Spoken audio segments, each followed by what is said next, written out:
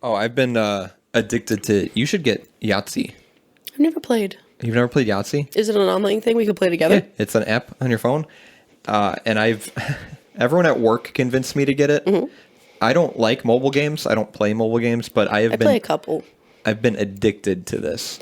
Right now I'm playing the Harry Potter mobile game where you can play as a student in Hogwarts. Actually, there is a console game coming out that you can create a character and go to school. I think I saw that. Yeah, they were next year. I think they were working on it. Yeah, but I have like 8 games with my coworker Katie. I have like 6 games with Amy. Is it Yahtzee with buddies? Yes.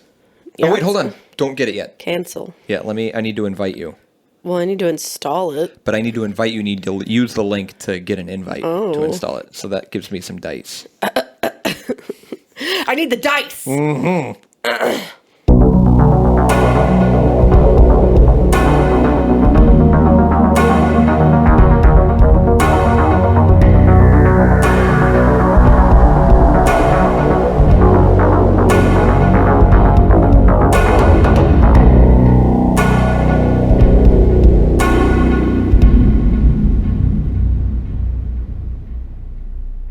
But I need 5s and 6s. I'm gonna keep that 6. I'm gonna roll. You get 3 rolls. Keep the 6. I'm gonna roll one more time.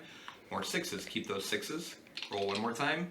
4 6s. I would play that on 4 of a kind, but I already did that, so I'm gonna play it on my 4s or on my 6s. That's pretty much it. Oh, this is gonna take some figuring out. Oh my God! Stop moving your nipples like that. Welcome to the 63rd episode of Beer and Fear. My name is Zach. It was Paige. We're going to do this episode on Aokigahara. Aokigahara. That doesn't sound Japanese. Aokigahara.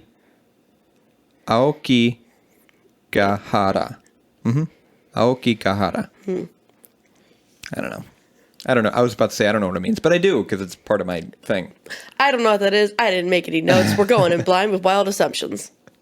Let's just this entire episode talk about what we think Aokigahara is. Yeah, we're not going to talk about what it actually is. We're just going to guess. What do you think, listeners? All 0 of you. It's a type of sushi. It could be. If it's Japanese, it's a good bet. I would not eat a sushi roll based off of the Suicide Forest.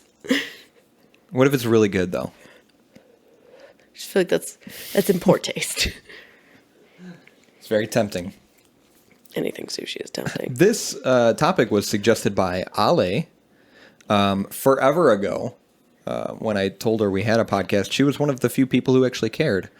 And I told her what it was about and how we have a list of topics. And you should do Aokigahara. And I was like, what the fuck is that? Pretty much every time you recommend a topic, I was like, what the hell are you talking about, Paige? I've never heard that in my life. Very consistently with that one. So I added it to the list of topics, and I put her name next to the recommended thing, and it just worked out. So thanks, Ale. Aokigahara. We'll talk about it, but we're going to talk about how our weeks were since we saw each other last. Anything important or special to share? Anything happen this week? Like any holidays? No. Not that I know of. Maybe not. I think Hanukkah started. Oh, yeah. Should message Michael. When does Kwanzaa start? I don't know. I'm not a Kwanzaan. Well, we had... Kwanzaan? I'm not a Kwanzaan. That doesn't seem right. Oh, when we recorded, Thanksgiving was already a thing. Yeah. We talked about Thanksgiving. Did you do anything for Black Friday? I came here and recorded. Oh, that was on Friday? Mm-hmm. It was on Friday. Yeah, no, I didn't shop either. I think the older you get, the less you care about it. No, I don't shop on Black Friday. No, fuck that. It just seems like a way for businesses to lie about sales. Oh, that's true. I bought pants. I went to Kohl's and I bought some pants. I bought some shoes. That was our Black Friday shopping spree. I needed nice pants. We talked about Thanksgiving already, so Thanksgiving was nice. Yep.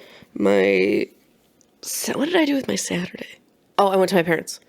I went to my parents on Saturday and hung out with them, and then I spent the night at their house, and I hung out with them on Sunday, too. It's nice you've been getting to see them pretty often. I try to see them as often as I can. Absolutely. My dad was like, you can come over whenever you want. And I've tried that before, because there was one day I forgot my phone charger there on Sunday, and I went to pick it up on Monday. And with traffic, I didn't get there till 7:30. Jeez. Yeah, and they go to bed at 9, so it's like It's like my parents. kind of pointless. Yeah. But this week was good. Work was good. It kind of flew by. I've been marathoning the Avengers with my roommate. Ooh. Oh, like in order? Yeah, in chronological order. Mm-hmm. Which is annoying because there are so many different lists of the actual order. Oh, yeah. And Kind of like Star Wars. it's like, which one's the right one? So I think I found one that works. Well, on Disney Plus, they have the order. Yeah, we can't find the list anymore, so I just had to find a list online. But I typed in chronological order Avengers series Disney Plus, and I think I found the list. That's the one that they use. Nice. They don't have the Incredible Hulk, so we had to skip that. What the fuck? Incredible Hulk was made by Universal, and Disney Plus doesn't have a contract with them. But Sony allowed Disney to put their stuff on Disney Plus because they have a contract together. That's dumb. Honestly, I didn't really like the Incredible Hulk. It was decent. It wasn't What was my the actor's favorite. name? Edward Norton? Yeah.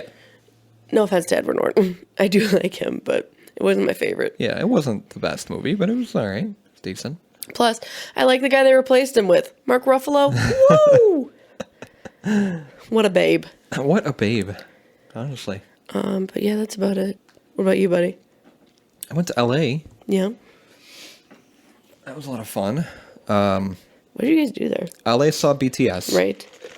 And I was supposed to go to like a bar or something because I didn't have a ticket. Mm-hmm. I wasn't invited. I wasn't. I was gonna say I'm not a BTS fan, but I'm saying I wasn't a BTS fan. So you currently are a BTS fan? I kind of am getting into I've never them. listened to them. Yeah, it's pretty good. But they have such a huge following. It's They do. insane over there. They are like the face of South Korea. Mm-hmm. It's like, oh my God. But she got to see them, and I was supposed to go to a bar or something, but I just waited outside of the stadium. And I think I walked around. I did a few laps around the stadium. It's gigantic. Why didn't you go to the bar? I didn't want to like Uber somewhere and then have to Uber back. Plus, I got to listen to the songs outside of the stadium. And my first lap around, I was trying to find a door to sneak in. I was gonna Were you actually? like legit. I was You considering it. Yeah, ding-dong. there was an open gate, and there was this one lady who was just sitting there, like facing like inside the stadium, like she wasn't looking out. So I was like, if I just run and like wiggle my way, like stink my way through the people, they're not gonna find me. I have no idea where I'm at. I was about to do it. I got so close, and I was like, you know what? That's not very BTS of me. Wow. That's not what BTS stands That's for. not what BTS you gotta is about. pay. Yes. And it was okay. I stood in very long lines outside, and as soon as Ale got in, I left the line that we were standing in together, and I went in the merch line, and I got her a hoodie while she was inside because the lines were just ridiculous. I didn't know if she was going to be able to get anything, but she's really happy that she got to see them finally. And then we saw Hollywood Boulevard. The city, no offense to LA, smells like piss. It's just dirty, and it smells bad. But I mean, we only saw a few parts of LA. LA is such a big city, and there's good and bad parts, just like Chicago, just like any city. But when we Ubered all over the place, some of our Uber drivers were like, "Oh, you're from Chicago's, first time in LA," and they were giving us like tips and like places that we should check out. One of the Uber drivers told us about this trail that goes up the really tall mountain in LA, and it's like you're above the clouds, mm-hmm. and on a clear day you can see the entire city. Mm-hmm. You're so high up. So definitely we want to go back because we didn't get to spend too much time out there, and there's a lot more that we need to see. But we went to Santa Monica Pier. We took electric scooters to Venice. We ate at a really nice Korean restaurant, really fancy. That was incredible. I got In-N-Out Burger for the first time, which was really cool. And then we had connecting flights in Phoenix and Denver, so we got to kind of see a little bit of those. Denver Airport, if you don't know, is surrounded by conspiracy, like aliens, and there's like a secret thing underneath the airport. Yep. And then there's the giant horse outside, Blucifer, the giant blue horse with the glowing red eyes that's outside the airport, which is a bunch of weird shit. So I'm glad I got to see Denver Airport, but it was very cool. I'm glad I got to see California for the first time. I'm glad she got to see BTS. That was the whole point of us going out there. Sounds like a good week. It was an incredible week. It was a life-changing week. Good shit. Our beer's from Pipeworks. What'd you tell me? Is your stuff loaded? Yeah, it is. Okay, go ahead. Why is it from Pipeworks again? I know, we're doing Pipeworks again. Fucking everywhere. This is going to become a Pipeworks podcast. Where we only drink Pipeworks beer. We just talked about them. Last episode, if you didn't listen, go listen to it. We had a Pipeworks beer. It's that one. Not far from the tree. We're doing another one. 3912 West McLean Avenue, Chicago. We're going to have this address memorized. I pulled this from Wikipedia because I wasn't going to say the same thing that you said. And we've talked about them so much already that we don't really need to say much, but I figured I'd include a little bit because if someone decides to listen and they just listen to this episode, they would want to know who Pipeworks is. So Pipeworks began their brewing different from other microbreweries in that they initially brewed their beers entirely as a series of one-off beers that were aimed specifically to the niche market of beer connoisseurs.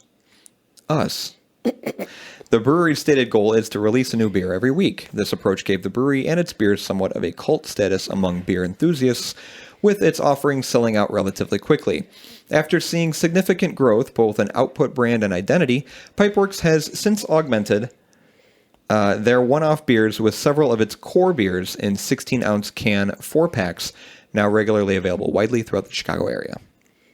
And you talked about who they distribute to a bunch of different states around the U.S. I did.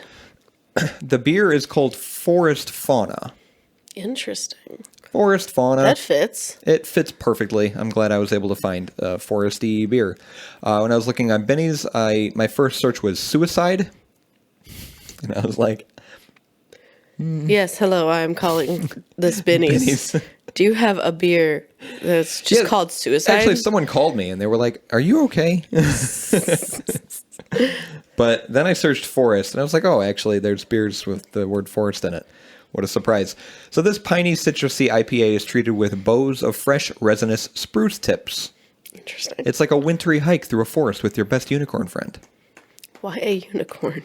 That's what they said. This is a new kind of Christmas IPA, utilizing fresh spruce tips to enhance the piney festive flavors. The mixture of Simcoe and Centennial hops makes this the ultimate crispy, hoppy bonfire sipper.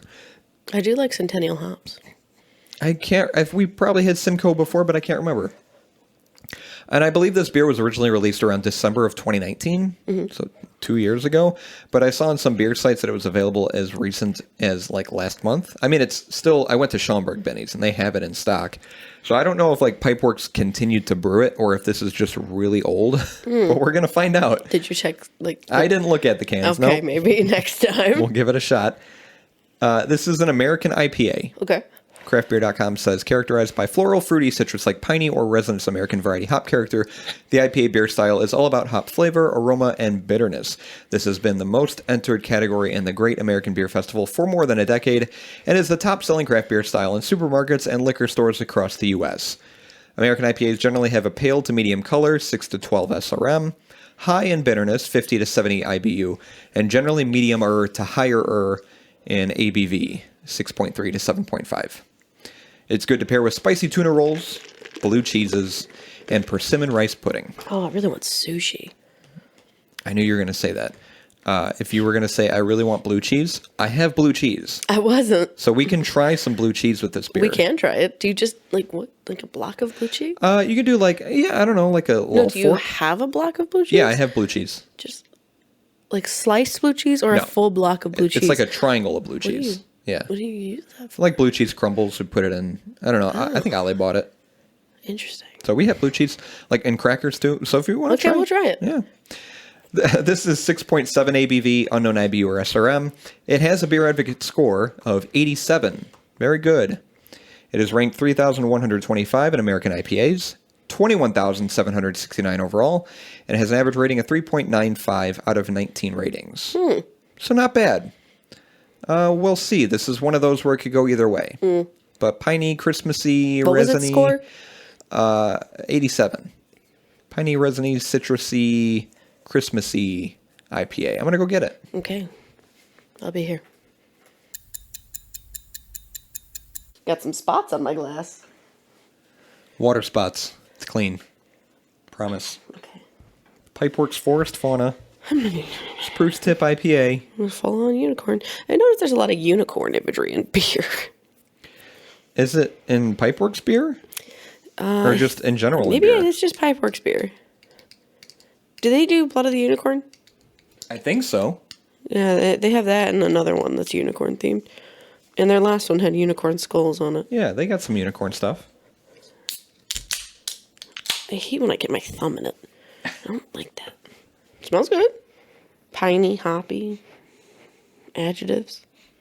Other words. You know what I've come to realize? I'm not good at Boggle. You played Boggle recently? For the first time, and probably the last time, I played it with my family on Thanksgiving, and I am not good at it. The only thing I like about that game is like pushing the thing to make the dice spin. Wow. Picture.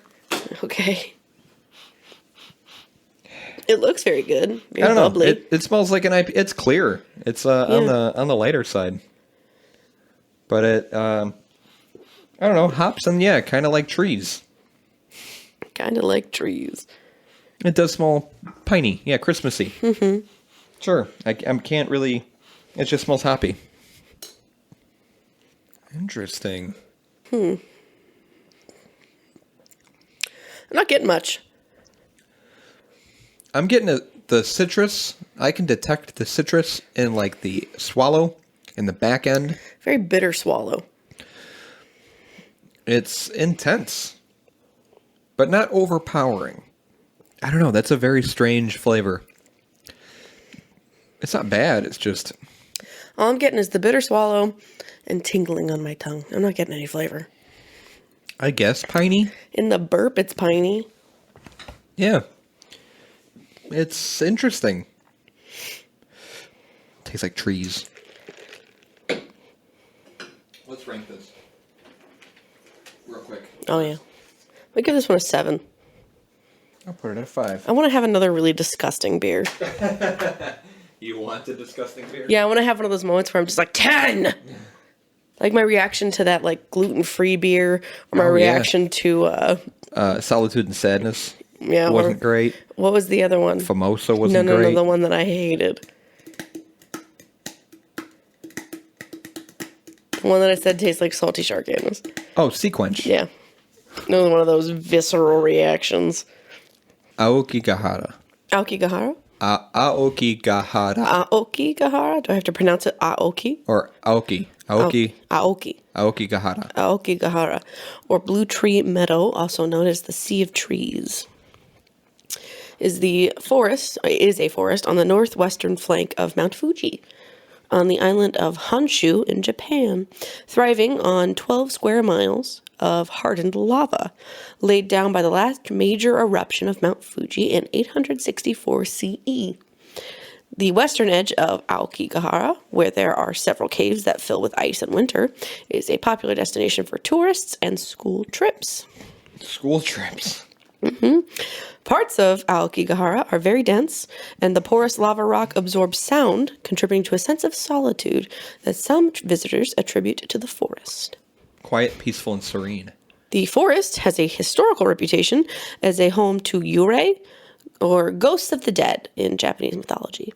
At least since the 1960s, Aokigahara has become associated with suicide, eventually becoming known in English by the nickname the Suicide Forest, and gaining reputation as one of the world's most used suicide sites. Because of this, signs at the head of some trails urge suicidal visitors to think of their families and contact a suicide prevention association. So I guess it is a forest, so there'll be some description of forest stuff. The forest floor mostly consists of volcanic rock. Designated trails lead to several tourist attractions, such as the Fukagu. I don't know if I said that. Fugaku, sorry. Wind Cave, Lake Saibat Cave. There are 3 larger lava caves. Are 3 larger lava caves near Mount Fuji. The ice cave being frozen year-round, which sounds very interesting. Oh, wow. Aokigahara has been falsely portrayed as a place where navigational compasses go haywire. Needles of magnetic compasses will move if placed directly on the lava, aligning with the rock's natural magnetism, which I thought that was interesting. Reminds me of the Bermuda Triangle, which is, I don't think we've done yet. That would be a cool topic. We haven't. I feel like we've talked about it, but we haven't done a topic on it. Yeah. Its flora and fauna are mammals, which include the Asian black bear, small Japanese mole, bats, mice, deer, fox, boar, wild rabbit, Japanese mink, and Japanese squirrel. Episode 31 was on the Bermuda Triangle. Are we oh my God. I don't even remember that. What was the beer? I don't either. Oh my God, we did it already. I picked the beer for that episode. It was Shapes and Lines. Oh, that's right. Oh my God. Wow. You know what's really funny? I was recently thinking about how it's so surprising we haven't been like, let's do this topic. Oh, we did that already. Yeah. This moment right here. And then there's a bunch of birds. One of them is the great tit. Yeah, I love great tits. The willow tit. And the long-tailed tit. I thought you were going to say the long tit. The long tit. He plays the long game. There are ground beetles and other insects, which you would expect in a forest. There's a bunch of trees, conifers, broadleaf trees, some shrubs. We want a shrubbery. Man, these tits look great. Oh, stop. Look at these tits, dude. Oh my God, they're so pretty. Oh, wow. What a great set of tits. Yeah. Aokigahara is sometimes referred to as the most popular site for suicide in Japan. In 2003, 105 bodies were found in the forest, exceeding the previous record of 78 in 2002. In 2010, the police recorded more than 200 people having attempted suicide in the forest, of whom 54 completed the act. Suicides are said to increase during March, the end of the fiscal year in Japan. As of 2011, the most common means of suicide in the forest were hanging or drug overdose. In recent years, local officials have stopped publicizing the numbers in an attempt to decrease Aokigahara's association with suicide. The rate of suicide has led officials to place a sign at the forest entrance, like I said, urging suicidal visitors to seek help. Annual body searches have been conducted by police, volunteers, and journalists since 1970. The site's popularity has been attributed to Seicho Matsumoto's 1961 novel Name no To, Tower of Waves. Mm-hmm. However, the history of suicide in Aokigahara predates the novel's publication, and the place has long been associated with death.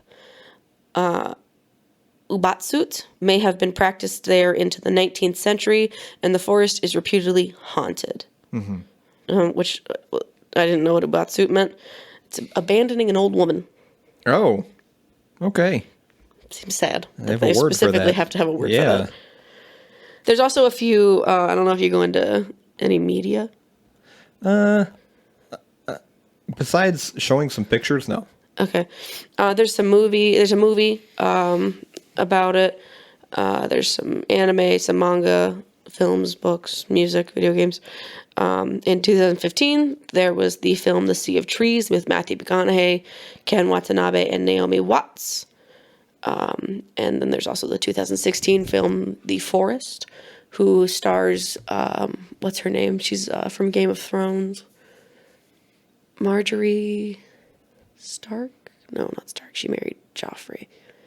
Natalie Dormer? Yes. And then during late 2017 and early 2018, everyone should remember this, Logan Paul visited the suicide forest and said some very controversial things and showed the body of a suicide victim. Not a lot of people are a fan of him. No, they didn't like that. That is my section. I have a couple articles. Okay. Stories. I'm excited. One's a narrative. I'm on the edge of my seat. And the other one is talks about a photographer that goes in and sort of talks about the forest and takes a lot of really cool pictures, which I'll show on my TV here and will also be on the website for this episode.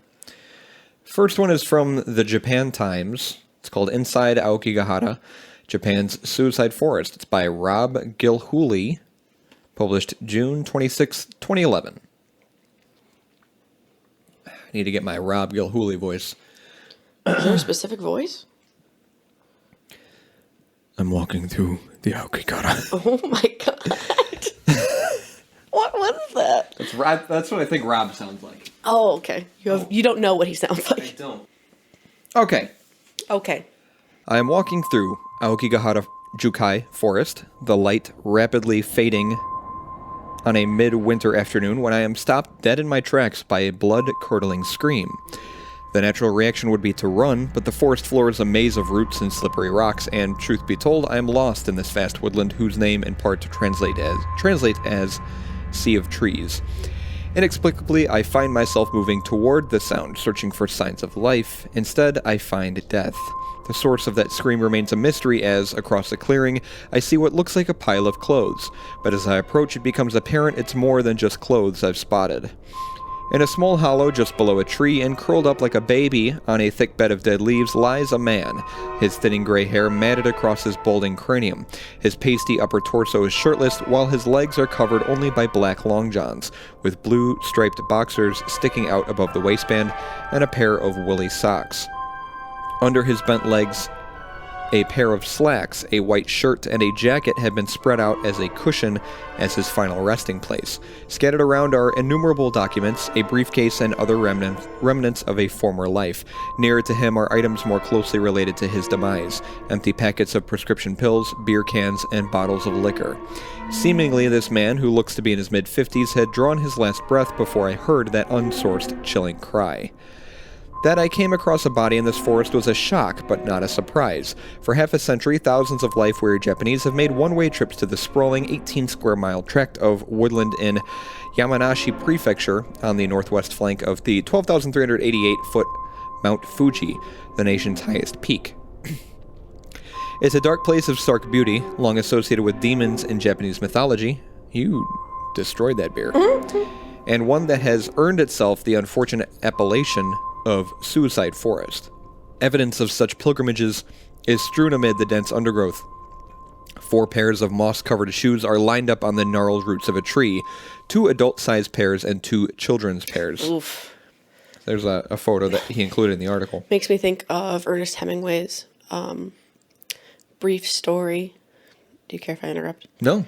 So there's a story that Ernest Hemingway went into a bar and a guy bet him that he couldn't write a meaningful, or I'm remembering this from like years ago, a meaningful or impactful story in just like a few words. So he wrote, I can't remember. I could be butchering this, but I believe he wrote, "For sale, baby shoes never worn." Oh, yeah, I've seen that. Mm-hmm. Yeah, he couldn't write like a memorable thing like in like 6 words or something like that. Mm-hmm. Yeah. Damn. Further on, there's an envelope of photos, one showing a young man, another 2 small children, dressed in colorful kimonos and elementary school uniform. Together with the photos, there's a typed note to hide, most likely the name of a man, including the final stanza of Song of the Open Road, Walt Whitman's poem from 1900 that ends with the line, "Shall we stick by each other as long as we live?" Nobody can know exactly how that line was answered. There was no sign of life, no sign of human remains. Local police suggest wild animals often get to corpses before they do, so clouding the issue of exactly how many achieve their goal and end it all here. Nonetheless, bodies are frequently discovered in monthly sweeps coordinated by the police and local volunteer firemen. As they move around the forest, these searchers leave color-coded plastic tapes strung between trees to mark where they have searched and where they have found items or bodies, or sometimes simply to mark their way back out of this sylvan maze. Altogether, police records show that 247 people made suicide attempts in the forest in 2010, 54 of them successfully. Local officials and residents believe that number could be significantly higher. There are people who come here to end their lives in Aokigahara Jukai, but uncertain as to where exactly the forest is, kill themselves in neighboring woodland, said Masamichi Watanabe, chief of the Fujigoko Fire Department that covers this area. Even so, his officers still recover an annual average of 100 people from the forest in various states of consciousness, including an increasing number who try to take their lives by inhaling toxic gas in their cars, either from the exhaust or charcoal burners they bring with them. What is certain, though, is that the numbers continue to rise each year, Watanabe added.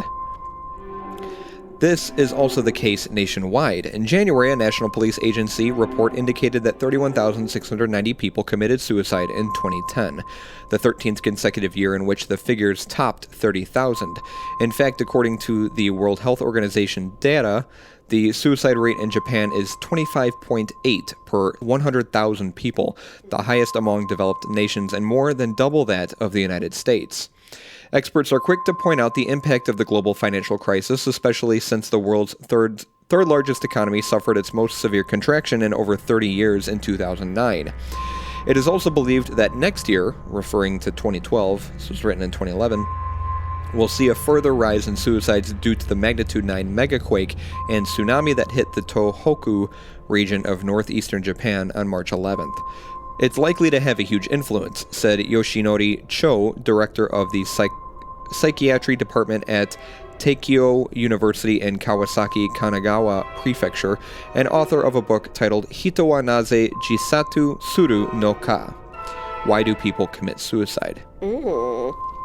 Already, there have been several suicides by relatives of disaster victims, while the long-term effects of life in evacuation shelters may also lead to depression, and thus directly or indirectly to further suicides, Cho added. It's not just regular depression, but also clinical depression due to the stress caused by the reality of their circumstances. Depression is a huge risk factor when it comes to suicide. According to NPA reports, a major suicide trigger in 2010 was depression, and some 57% of all the suicide victims were out of work when they died.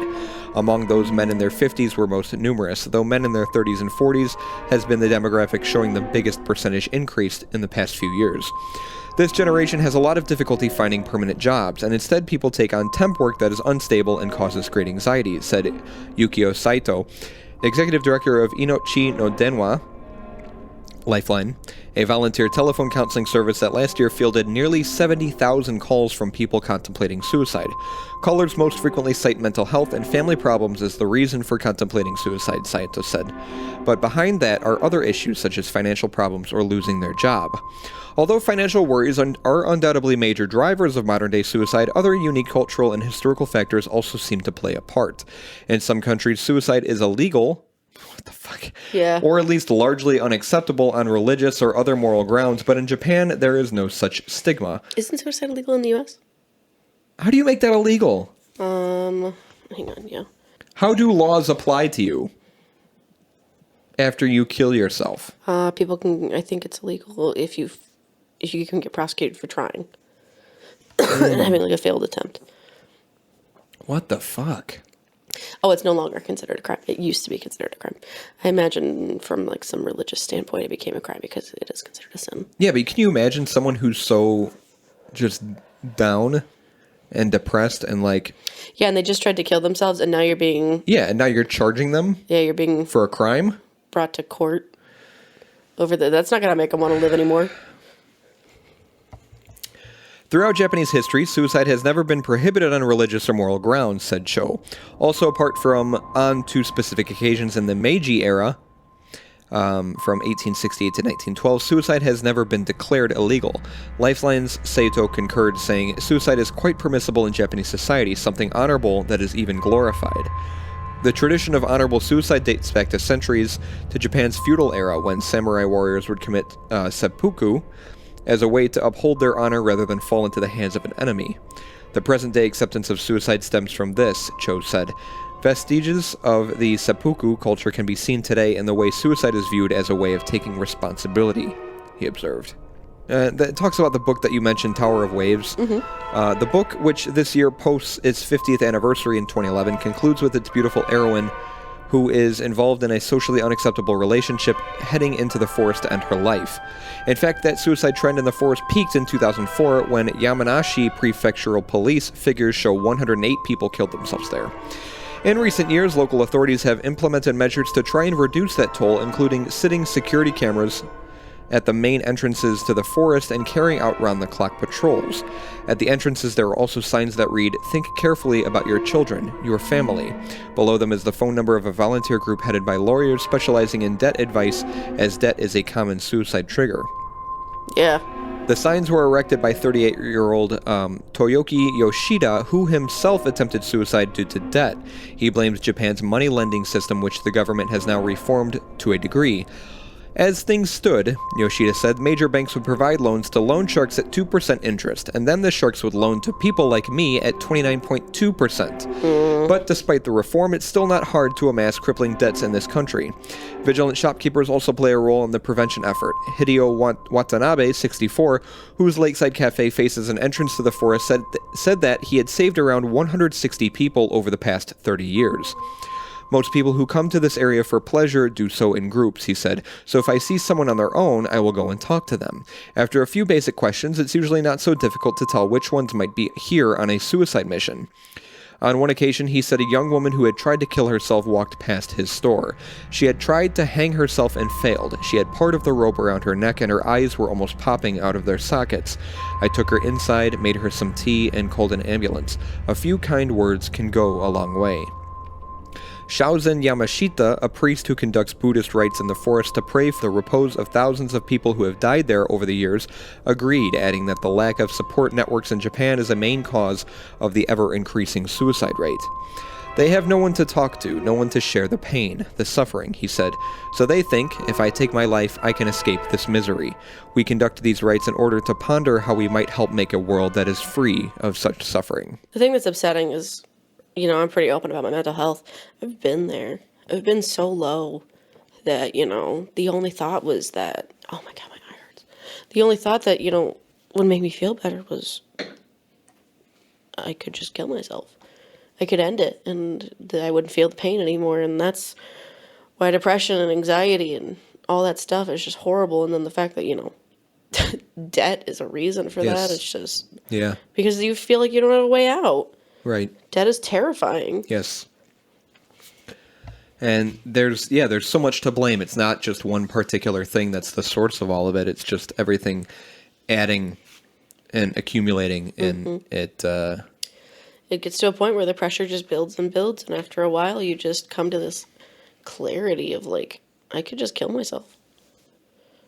And then to act on it is even harder. It's frightening. It's not only the people coming to those conclusions is frightening, but the fact that the world that we live in is an antonym of helpful. I was trying to think of a... it's not made to assist people in those times of need. There are, especially in Japan, so many lacking networks where you can reach out to people and talk, and just the way society is here in the United States, it's very hard to make it. It's very hard to be successful, and it can be so stressful. And some days you just feel like giving up, and it's hard. But I know one of the things that helped me with my depression is my family and friends. Been a huge help, and very much you. And I like that we're doing this and we get to see each other and talk so much. But I think that's really what helps me the most when I was feeling down. Fortunately, it's gotten a lot better since then. But just remembering my family and my friends and knowing that I have people there for me to help me. But there are people in Japan who don't have those outlets to utilize. And it's crazy to think how much higher it is out there than it is here in the U.S. Yeah, that's actually surprising to me. There is a... let me see if I can find it. On YouTube, it's... Oh. Okay. What was that? It was like a chicken. Let's talk about sex. It's... Oh, God. What is happening? I don't know. Why did you type in sex in Japan? Because I thought that's the name of the documentary. Maybe I should add documentary. Oh, maybe. To filter out all this stuff. It is called Sex in Japan. So if you're going to look this up on YouTube, make sure you put in Sex in Japan documentary. Looks like bondage below that. Unless he's just wearing a neck. Nope, I was right. It's bondage. Yeah. So there's it's a documentary. It's 26 minutes long called Sex in Japan Dying for Company. And it's very interesting and enlightening. It tells you a lot about the culture out there and how most people live their day-to-day lives, and the image the thumbnail image, it says, what's driving Japan's declining birth rate? And it talks, part in that documentary talks about suicide, and it talks about how lonely Japanese, young adults are. 20s, 30s, 40s, 50s, 50-year-olds who are just trying to work and live. And it talks about how lonely they get. And the documentary is mostly about sex and how Japan views sex, but it does have some tie-ins. Interesting. Definitely recommend it. Check it out. Sex in Japan, Dying for Company. You can watch it. You can watch it for free on YouTube. 26 minutes long. It's not bad. And then Is that the only picture you had? No, I have more for the second article. The second one, it's a little bit shorter. It's a National Geographic article. It's called An Ethereal Forest Where Japanese Commit Suicide. Photographer Tomas Lazar asks us to envision the final walk of those who have died in Aokigahara Forest, as well as the spirits that remain. This article is by Alexa Keefe, published February 23rd, 2017. At the base of Mount Fuji is a dense, verdant forest. From above, the trees swing and the wind are reminiscent of the sea, giving the Aokigahara Forest a second name, Jukai, or Sea of Trees. The ground below is uneven and riddled with small caves, moss-covered roots growing on top of the dried lava that once flowed there. The soil has a high iron content which interferes with GPS and cell phone signals. This is a very easy place to get lost. Visitors are strongly encouraged to stay on the trails. There are some people, however, who enter the forest with the intention of not coming out. Signs at the forest entrances remind visitors that their lives are precious, to think of their families. At the bottom of the signs is the number for a suicide hotline. Japan's suicide rates are among the highest in the developed world. Aokigahara has gained notoriety as a popular suicide spot. The reasons for this rooted in folklore and literary pop culture. Local legend has it that Aokigahara was a place where people once practiced ubasute, taking an elderly or sick relative to a remote area and leaving them to die, which you talked about. Tower of Waves, which we also talked about, 1960 novel by Saichu Matsumoto, features a beautiful love-torn heroine who commits suicide there. The Complete Manual of Suicide by Wataru Tsurumi named the forest as a perfect place to die. The Suicide Forest, as it is also referred to, is clearly a place that captures the darker side of the imagination. Photographer Tomas Lazar first heard about the forest when he was in the middle of school and a fan of sci-fi and horror films. Later, when conceiving Sea of Trees, a project based around the theme of consequences, he thought again about Aokigahara and what he found to be the romanticism of tragedy occurring in a place of such beauty. For Lazar, the forest became a way to explore the consequences of depression in a country like Japan, which culturally neither shares the openness of discussing mental health issues nor the same stigma around suicide as exists in the West. With the help of guides, Lazar ventured into areas of the forest where suicides most often occur, following lines of plastic tape tied to trees by rescue workers to mark where they have found something, or as an escape route for people who have not fully made up their minds to go through it. After a high number of suicides were reported in 2004, a total of 108, officials stopped publicizing deaths for fear of glorifying the practice, as you mentioned.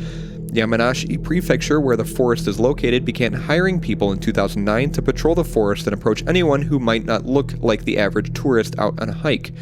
While this has helped discourage suicide in some cases, there are ongoing reports of bodies being discovered. His guide, Toru Kurihara, once discovered 36 bodies over a period of 37 days, Lazar says. Lazar didn't find any bodies himself, though he and Kurihara came across evidence of their own: empty campsites, discarded jackets, nooses hanging from trees, and empty bottles of bleach. Lazar's aim, however, was not to photograph the death directly, but capture the overall feeling of the place. He chose to photograph using black and white infrared film, which makes trees and vegetation appear with a white glow. While white is the symbol of death and mourning in Japan, I wanted to show the atmosphere of the forest, the last walk of the person, he says.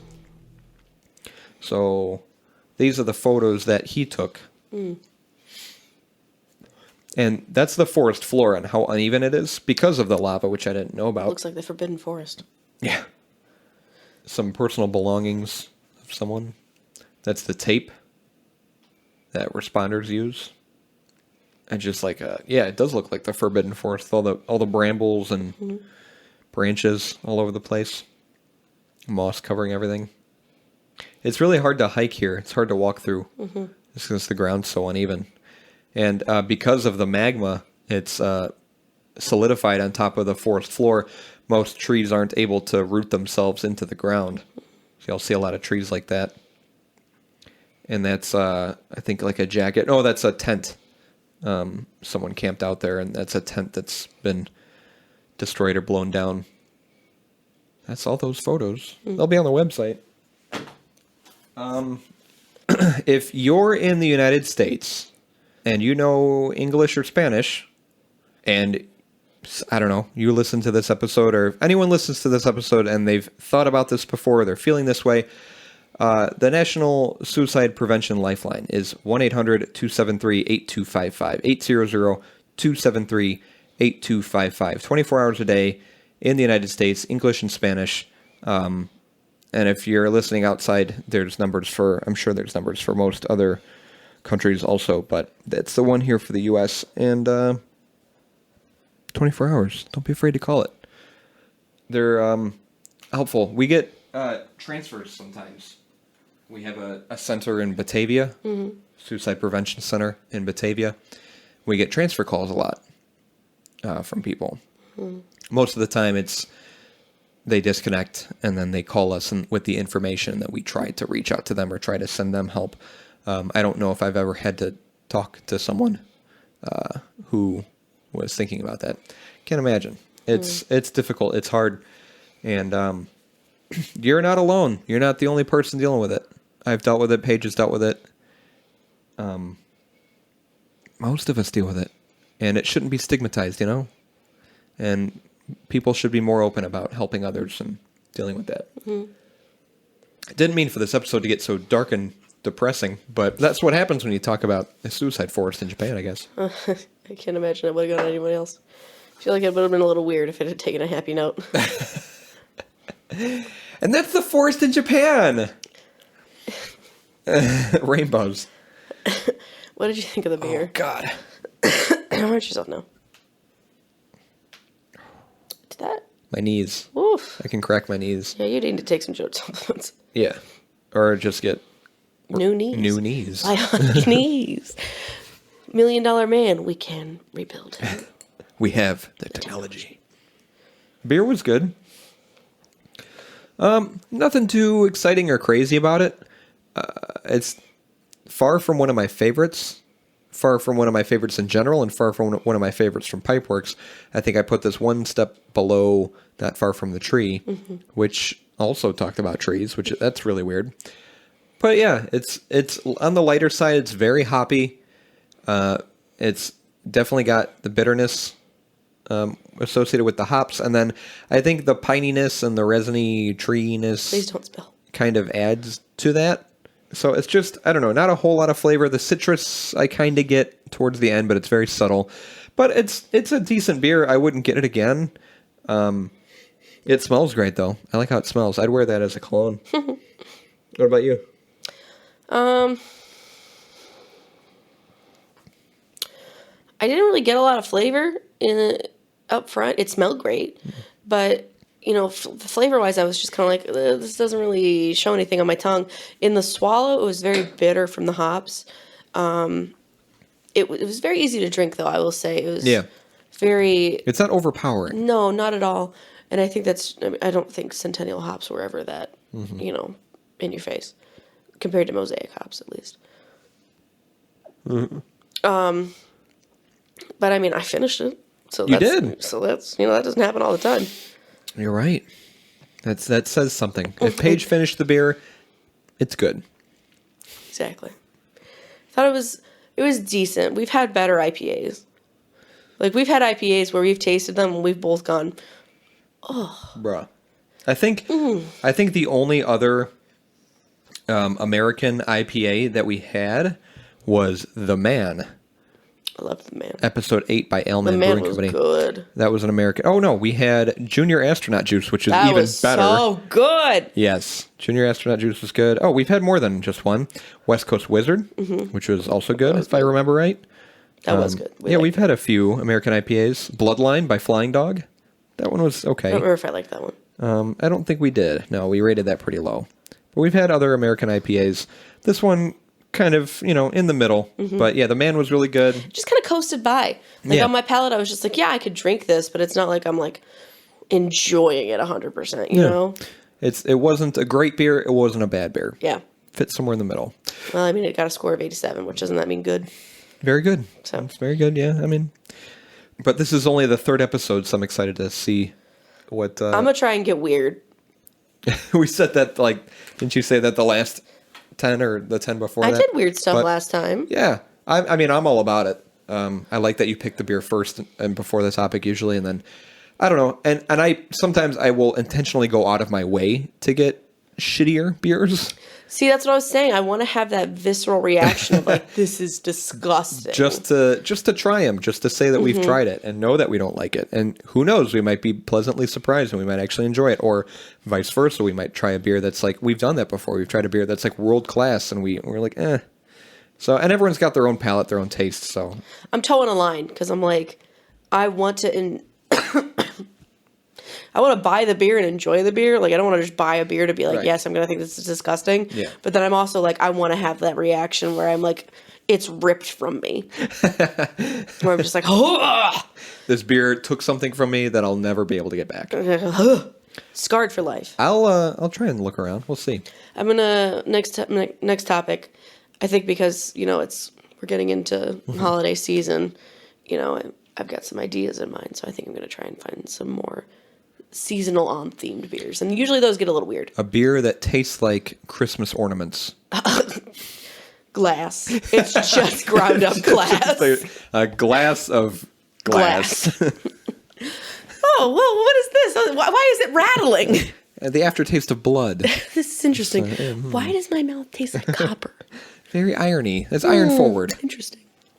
Beerandfearcast.com is our website.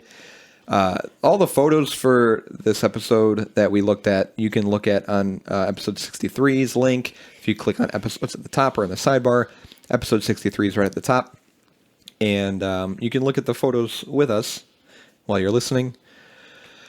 And new episodes every Wednesday at noon is when we release them. We do video episodes also, so the video episode will be available to watch when the podcast episode gets released. It's on YouTube. You can watch them for free Wednesday at noon.